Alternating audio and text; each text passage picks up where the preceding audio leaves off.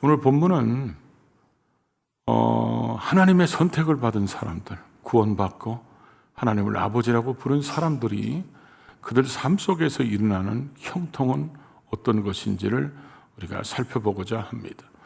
왜 그러냐면 우리가 이 형통에 대해서 형통관이 잘 정립되어 있어야 우리의 인생을 살아가다 보면 우리 마음대로 되는 게 아니고 어렵고 힘든 일들이 다가왔을 때, 어렵고 힘든 일이 다가오면 사람들이 형통관이 정립되지 않으면 너무 쉽게 하나님을 원망 불평하고 너무 쉽게 하나님과 멀어지는 길을 선택할 수 있다는 것입니다. 그러나 우리가 형통관이 잘 신앙 안에서 정립되어 있으면 예수를 구원자로 주시기까지 우리를 사랑하신 그분이 나와 함께 하시고 이 모든 것을 다 알고 계시고 보고 계시고 듣고 계신 그분이 허락하신 일이라면 여기에는 내가 눈물 흘리고 아프고 힘든 일이 있을지라도 거기는 하나님의 계획이 있을 것이고 하나님의 어떤 뜻이 있을 것이고 어떤 하나님이 지금 보이지 않지만 어떤 일인가 하나님이 계획하셨기 때문에 이런 일이 일어났을 것이라고 믿기 때문에 하나님 바라보면서 잘 이기고 견뎌나가게 된다는 것입니다. 오늘 그런 대표적인 모델을 꼽으라면 우리는 요셉을 꼽을 수 있는데 이 요셉의 삶을 통해서 잘 알고 있는 말씀이지만 우리가 과연 성경적인 신앙적인 형통관으로 무장되어 있는지 우리를 돌아보고 또 우리도 반드시 하나님이 함께 하시고 하나님이 형통케 열어주셔서 우리뿐만 아니라 다른 사람들에게도 선한 영향력을 미치며 살아가는 우리 모두가 될 수 있기를 주의 이름으로 축복합니다. 먼저 신앙적 형통의 특징이 어떤 게 있냐면 우리가 알든 모르든 하나님을 의식하든 의식하지 않든 간에 하나님의 계획이 있는 사람은 그의 삶을 하나님이 인도해 가고 계신다는 겁니다. 그래서 우리가 예수 믿고 구원받았다, 성령 받았다, 은혜 받았다, 말씀을 통해서 깨달음을 얻고 성령님이 나를 지배하셔서 인도해 가시고 이런 과정 속에서 하나님이 내 삶을 지금 이끌어 가시는구나 이런 것들을 분명히 경험하고 살아가는 사람들도 있지만 때로는 그런 것들을 잘 못 느끼면서도 살아갈 수도 물론 있다는 것입니다. 근데 신앙적 형통의 가장 중요한 것은 언제나 하나님이 함께 하신다는 것입니다. 악인의 형통함은 아무리 성경을 뒤져봐도 하나님이 함께 하셨다는 말이 안 나옵니다. 하나님이 딱 등장할 때는 언제냐? 그들을 심판하실 때. 그 외에는 하나님께서 그들과 함께 하심으로 악인들이 형통했다. 이런 규절은 성경에 단 한 규절도 등장하지 않는다는 것입니다. 그러나 성경에 하나님께서 쓰신 사람들은 그들이 비록 지금 현재 눈물의 골짜기를 다닐지라도 사망의 음침한 골짜기를 다닐지라도 하나님께서 언제나 그들과 함께 하셨다. 이렇게 성경은 말씀하고 있고 오늘 본문의 주인공인 이 요셉도 그가 종으로 팔려갈 때도 하나님이 함께 하셨고 누명 쓰고 감옥에 갈 때도 하나님이 함께 하셨다는 것입니다. 요셉에게 자기 인생을 설계하면서 나는 다른 나라에 가서 종으로 한 11년 살아야지 이런 계획 세울 멍청한 인간이 어디 있을까요? 나는 누명 쓰고 감옥 가서 한 2년 있다 와야지 이런 사람이 있을까요? 저는 이 말씀을 생각하면서 어떤 생각이 들었냐면 만약에 하나님께서 요셉에게 야 너는 애굽에 가서 총리가 돼서 너희 가족이 다 오게 되고 여기서 번창해서 400년 후에 너희 민족을 이끌어가게 될 거다. 가나안 땅을 향해서 너가 어떻게 총리되고 총리되면 어떻게 할 건지 네 인생을 한번 설계해봐라. 그러면 요셉은 어떻게 설계할까요? 요셉은 그러면 노예로 11년, 감옥에 2년 이렇게 설계할까요? 절대로 그렇게 설계하지 않을 겁니다. 왜냐하면 특별히 한국인 부모님들이 자식들을 위해서 막 자기는 안 입고 안 쓰더라도 자식들을 위해서 희생하는 부모님들이 왜 그럽니까? 너는 나처럼 눈물 흘리지 마라. 너는 나처럼 고생하지 말고 니들은 이렇게 안 살았으면 좋겠다. 이런 마음 때문에 그러잖아요. 사람은 다 자기가 고생하는 거 싫어해요. 눈물과 아픔의 골짜기를 지나가는 사람이 누가 좋아하는 사람이 누가 있겠어요? 다 싫어하지. 누가 자기를 노예로 팔려가고 누가 자기를 감옥에 누명 쓰고 가는 것들을 자기 인생을 그렇게 설계할까요? 그럴 사람 아무도 없을 겁니다. 그러다 보니까 우리가 인생을 살아가다 보면 사람들이 흔히 그런 얘기하죠. 내 마음대로 되는 게 하나도 없어. 그렇게 신앙인들이 입에서 그렇게 고백하면 그건 굉장히 복 있는 사람이에요. 왜냐하면 내 마음대로 안 돼야 맞거든요. 바울이 2차 선교를 갔을 때 바울은 소아시아 쪽으로 가려고 그랬잖아요. 근데 하나님은 계속 막으셨어요. 막으니까 더 북쪽으로, 또 막으시니까 더 북쪽으로. 바울이 생각할 때 왜 막으시지? 영혼을 구원하는 하나님의 일인데. 그래서 기도하다가 방향을 유럽으로 돌리잖아요. 바울이 그렇게 돌리지 않고 지금 이거 분명히 하나님의 뜻입니다. 영혼 구원하는 거 하나님이 기뻐하시잖아요. 나는 막아도 갑니다. 그래갖고 쭉 계속 갔다고 생각해봐요. 그럼 어떤 일이 생겼을까요? 사도행전 8장 26절 이하에 보면 빌립 집사가 나오잖아요. 빌립이 사마리아에서 열심히 복음을 전하는데, 자, 우리 생각을 이스라엘 지도로 한번 가볼까요? 갈릴리 호수가 있죠. 갈릴리 호수 위쪽이 사마리아예요. 사마리아에서 하나님께서 갑자기 저 애굽 땅 옆에 있는 블레셋에 가사로 가라는 거예요. 그로 내려가는 길로. 근데 그 길을 갈 때 예루살렘을 향해서 가사로 내려가는 그 길로 가라는 거예요. 그 광야길로. 빌립이 갈 때, 뭐 꼭 그 길로 가야 돼요. 가사만 가면 되지. 그래가지고 해안도로로 갈 수도 있고 내륙도로로 갈 수 있는데, 하나님은 그렇게 말씀한 게 아니라 예루살렘으로 내려가는 그 길로 해서 가사로 가는 그 길로 가라. 이랬으면 그 길로 가야 되는 거예요. 우리 신앙인들이 가장 헷갈리게 하고 어렵게 하고 아멘도 잘 안 하게 하는 이유가 뭐냐면, 분명히 나는 구원받았어요. 나는 분명히 하나님의 백성이야. 하나님이 내 안에 성령님으로 와 계시는 것도 다 알아. 그리고 우리는 천국 가는 것도 알아. 그러면 그 안에서 우리 각자에게 하나님이 주신 대로 달란트대로 계획대로 가야 되는데 내가 편한 대로 가려고 그래요. 그러니까 내가 편한 대로 가면 뭐가 없냐면 예비된 사람이 없고 예비된 복이 없어요. 그 길로 가니까 예배하고 돌아가는 내시를 만나서 복음을 전하게 되는데, 해안도로로 갔으면 그 사람을 못 만나죠. 그러니까 우리가 분명히 하나님의 자녀이고 하나님 말씀대로 산다고 하면서 언제나 결정하거나 방향을 정할 때 내가 정해버리는 거예요. 그러니까 내 삶 속에 하나님이 이래서 일하시는구나, 하나님이 이렇게 하시는구나, 하나님이 이것 때문에 이렇게 결정하게 하셨네, 이런 간증들이 사라지는 이유가 뭐냐면 내가 결정하고 가기 때문에 그런 것입니다. 그래서 하나님께서는 이런 하나님이 우리에게 원하실 때도 언제나 하나님이 원하시는 그 길로 가야 되는데, 바울이 지금 그렇게 해서 방향을 바꿔서 간 게 어디죠? 빌립 보고 누디아를 만나게 돼. 예비된 사람을 만나고, 그러고 나서 귀신 쫓아내는 것 때문에 감옥에 갑니다. 하나님의 뜻을 이루려고 갔는데 감옥 갔어요. 오늘 감옥이 여러 군데 나옵니다. 왜 그럴까요? 하나님이 그 감옥 속에 있는 간수장이 필요한 거예요. 이 빌립보 감옥이 지하 3층으로 되어 있다고 그래요. 간수장의 구원을 통해서 하나님의 역사를 펼칠 계획 때문에, 귀신 쫓아낸 것 때문에 안 가게 막을 수도 있는데 하나님이 그 사람 구원하려고 그렇게 허락하신 거예요. 지금 요셉의 삶에서도 그렇잖아요.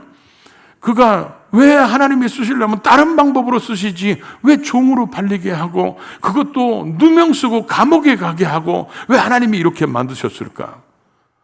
제가 이 성경적 형통관에 대해서 깨달은 다음부터는요, 저한테 한 가지 사라진 게 하나 있었어요. 그게 뭐냐면, 전에는 사람들이 누가 병 걸렸다, 암이 걸렸다, 사업이 망했다, 자식이 속썩인다, 문제 있다, 일이 풀리지 않다 그러면 주로 말이 두 가지로 요약됐어요. 기도하지 않아서 그래. 불순종하니까 그런 거야. 보통 이렇게 얘기했어요.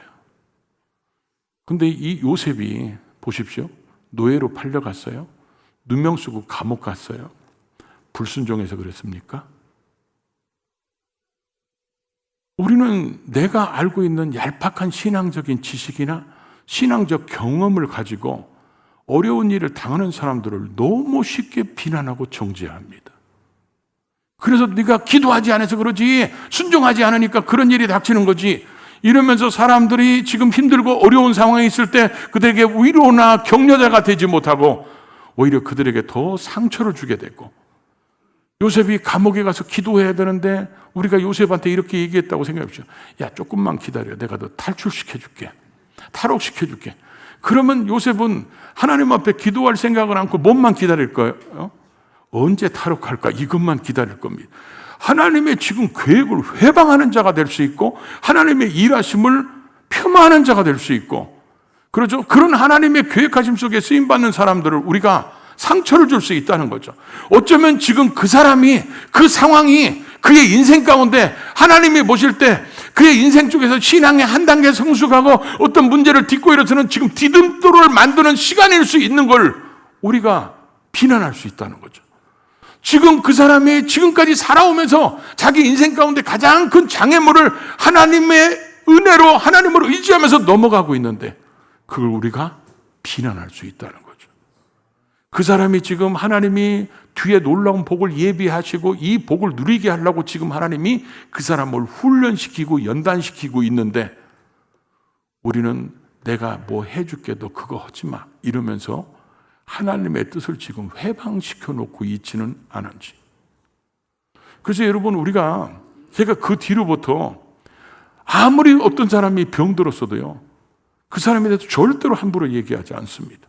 그래서 그 사람이 암이 걸렸어도 여전히 형통할 수 있고요, 그 사람이 사업이 부도났어도 여전히 형통할 수 있고, 통장에 돈이 한 푼이 없어가지고 꾸는 입장일지라도 여전히 그런 형통할 수 있어요. 왜냐하면 그게 하나님이 부르신 계획 속에 있고, 그게 하나님의 뜻하는 바 영적인 훈련을 시켜서 하나님이 위대한 하나님의 사람으로 만들기 위한 가정이라면 그는 형통한 사람이라는 거예요. 그런데 우리는 내 기준으로 봐가지고 네가 그렇게 싸가지가 없으니까 종으로 팔리는 거야.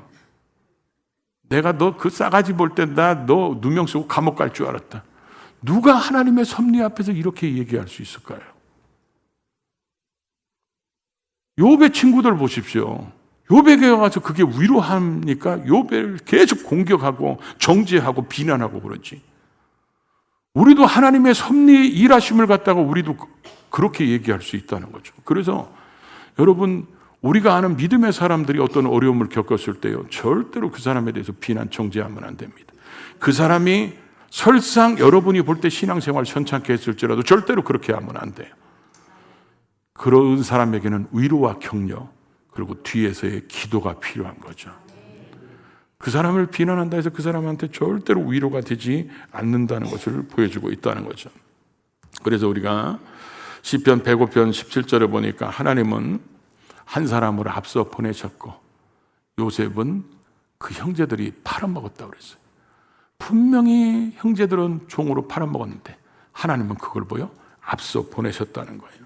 그러니까 여러분, 우리가 하나님 앞에서 이런 사람들의 모습을 보면서 함부로 비난하고 정죄하지 말고, 하나님이 보시기에 형통한 사람은 언제나 하나님이 동행해 주는 사람이에요. 그리고 그 동행하는 과정이 어떤 상황이 중요한 게 아니라 하나님이 함께 하시느냐, 이게 중요한 거예요. 그게 하나님이 보시기에 신앙적으로 형통한 사람이에요. 그런데 우리는 하나님이 함께 하시냐 이거보다는 지금 그 사람이 처한 상황이 우리가 볼 때 괜찮으면 형통이고 우리가 볼 때 어려우면 그게 형통이 아닌 것처럼 착각하죠. 요셉은 종으로 팔려가도 노예로 팔려가도 하나님이 형통하다고 이와 같이 말씀하고 있는 것을 우리가 보게 된다는 거죠. 두 번째로는 신앙인들의 형통은 그 목적을 이루기 위해서 하나님이 반드시 연단이란 훈련을 시키신다는 것입니다.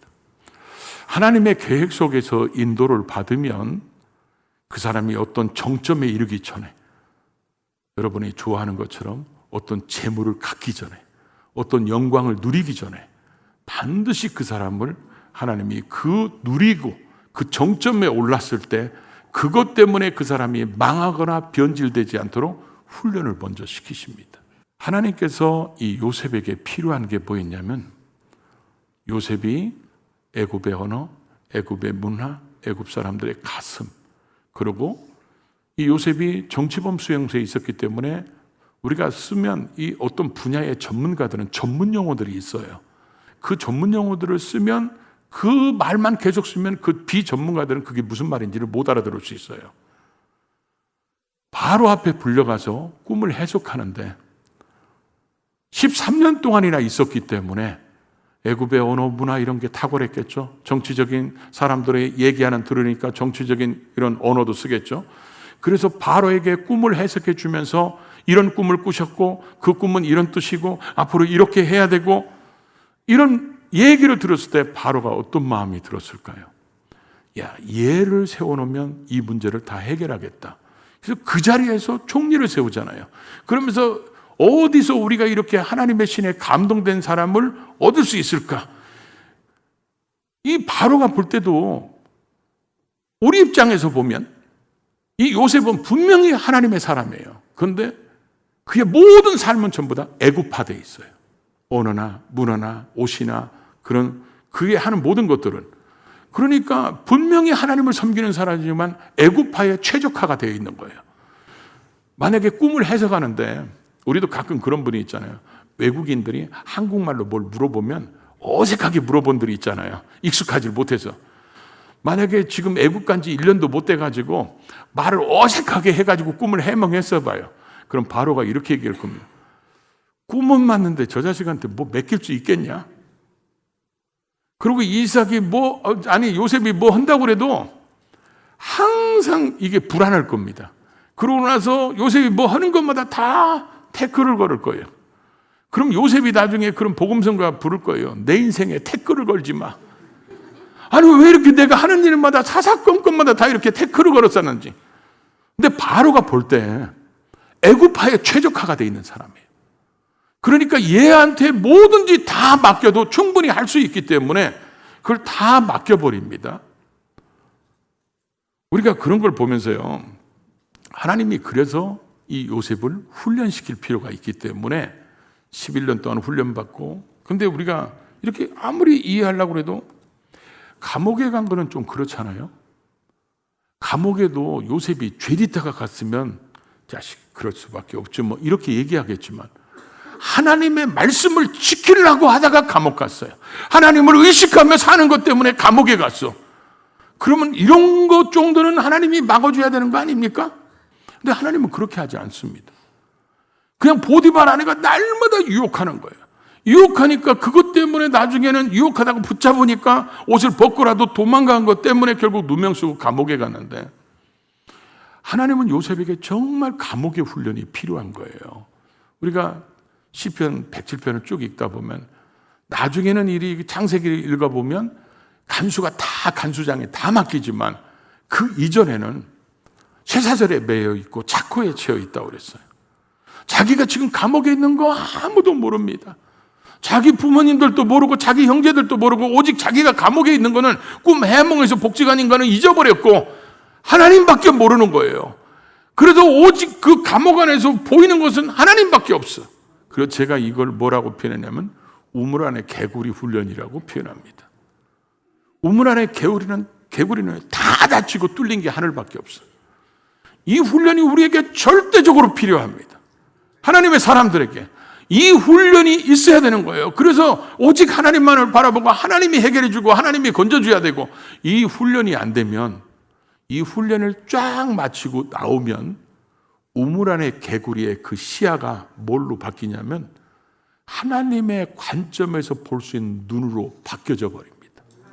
그래서 모든 해석을 하나님의 관점에서 생각하고 하나님의 관점에서 이해하고 하나님의 관점에서 왜 그러셨을까? 지금 왜 이렇게 하나님이 하셨는지 알지는 못하지만 뭔가 하나님의 계획과 뜻이 있으니까 이렇게 하셨겠지. 모든 것을 하나부터 다 하나님의 관점에서 생각하는 거예요. 하나님이 왜 나를 높여주셨을까? 나에게 왜 이런 경제력을 주셨지? 나에게 왜 이렇게 하나님이 만들어 주셨을까? 이런 환경을 왜 허락하셨지? 하나부터 열까지 전부 다 하나님의 관점에서 해석하기 시작하고 바라보기 시작하니까 하나님의 뜻이 보이기 시작하는 거예요. 그러니까 그런 삶을 통해서 하나님의 뜻을 이루는데 이런 시야를 바꾸는 훈련을 하나님이 해야 되는데 이게 싫은 거야 다. 그러니까 이런 시야를 가질 수 있도록 훈련장으로 보내는 사람을 하나님이 꼭 보내요. 그게 요셉에게는 보디발의 아내가 왔어. 한나에게는 누가 왔어요? 분인나가 왔어. 한나에게는 분인나가 오고 요셉에게는 보디발의 아내가 와서 결국은 누명 쓰고라도 결국은 하나님의 성전에 가서 통곡하며 기도할 수밖에 없도록 그렇게 가게 해서 그들의 시야가 다 바뀌게 만드는 거예요. 하나님의 관점에서 보게. 여러분, 한나가 그런 시야가 바뀌지 않았으면요, 하나님의 응답으로 자식 사무엘 낳아서도요 절대로 성전에 갖다 놓지 않습니다. 아멘. 묻어잖아요. 하나님 앞에 이렇게 살겠다고 약속해놓고 그 시야가 바뀌지 않은 사람들은요, 해놓고 자기는 잊어버리면 하나님도 잊어버린 줄 알아요. 안 지킵니다. 근데 한나는 지키잖아요. 하나님 앞에 약속한 거니까 하나님 앞에 드리고, 그러니까 하나님이 그 한나의 마음을 보시고 또 자식들을 주시잖아요. 그래서 하나님이 우리를 관점을 변화시키는, 시야를 바꿔버리는 훈련이 필요한 거예요. 그게 없으면 절대로 요셉은 총리됐을 때 하나님의 사람으로 쓰임받을 수가 없어요. 그래서 나중에 우리가 세 번째로 보면, 이렇게 되면 이제 어떤 일이 벌어지냐면, 하나님께서 지금 이제 야곱이 죽습니다. 야곱이 죽으니까 형들은 이제 가슴이 철컥 내려앉습니다. 아버지가 살아있을 때는 아버지 때문에 우리들한테 팔아먹었다고 복수를 못했는데, 아버지가 없으니까 이제 우리한테 복수할지 모르겠다. 이것 때문에 아버지 장례식을 끝나고 형제들이 모여서 또 거짓말을 만들어냅니다. 아버지가 살아있을 때 우리에게 말씀하시기를, 한마디로 얘기하면 이거예요. 형제들이 너를 팔아먹었다고 그들에게 복수하지 말고 형제들을 용서해줘라. 아버지가 이렇게 얘기했다는 거예요. 그때 요셉이 한 얘기가 창세기 50장 19절에서 21절에, 당신들은 나를 해하려고 했지만 하나님은 그걸 뭘로 바꿔요? 선으로 바꾸셔서, 이렇게 바꿀 수 있는 시야가 바뀌었다는 것이 감옥 때문에 바뀌는 겁니다. 그런 훈련 장소 때문에 이 시야가 바뀌는 거예요. 그러니까 당신들은 분명히 나를 해하려고 그랬어. 그런데 하나님은 그걸 선으로 바꾸셔서 당신들을 구원하려고 나를 먼저 보내셔가지고 우리의 가족과 우리 가문과 애굽 사람들을 구원하려고 하나님이 이렇게 보내셨다. 이렇게 지금 요셉이 얘기하잖아요. 요셉이 여러분 이런 그 노예 생활이나 감옥 생활을 통하지 않고 총리가 되면요, 복수의 칼을 뽑았어요. 그래서 사람들이 이런 훈련되지 않은 사람이 어떤 것을 가지면 갑질하는 거예요. 그게 자기가 그런 것을 누렸다면 그렇지 못할 때가 자기가 있었기 때문에 그런 사람들을 더 위로하고 격려하고 보살피고 이런 게 아니라, 갑자기 훈련되지 않은 사람이 주어지면요, 그걸 가지고 사람들을 무시하고 상처 주고 그러는 겁니다. 요셉은 절대로 그러지 않잖아요. 그러면서 뭐라고 얘기합니까? 당신들과 당신의 자손들을 내가 뭐요? 기르겠다. 이렇게 고백하면서 자신을 애굽에 보내신 분이 하나님이시고 하나님이 그렇게 하셨다고 고백하고 있다는 거예요. 이 자리에 오를 때까지 요셉에게도 아픔, 눈물의 시간들이 있었어요. 그래서 우리가 세상적인 형통은요, 내가 계획한 대로 잘 되면 되는 거예요. 근데 거기에는 하나님이 없어요. 성경적인 형통은 내가 계획한 대로 내 마음대로 안 돼. 나를 향한 하나님의 계획이 이루어지게 하나님이 만들어 가시는데, 거기에는 하나님이 계시고 하나님이 이끌어 가시고 하나님이 섭리하세요. 그 인생의 발자취가 성경에 기록된 인물들처럼 이 땅에 아름다운 흔적을 남기는 거예요. 저와 여러분이 그렇게 살아서 나뿐만 아니라 나 때문에 다른 사람들까지 복되게 만들어가는 성경적 형통의 복을 누리는 우리 모두가 될 수 있기를 주의 이름으로 축복합니다.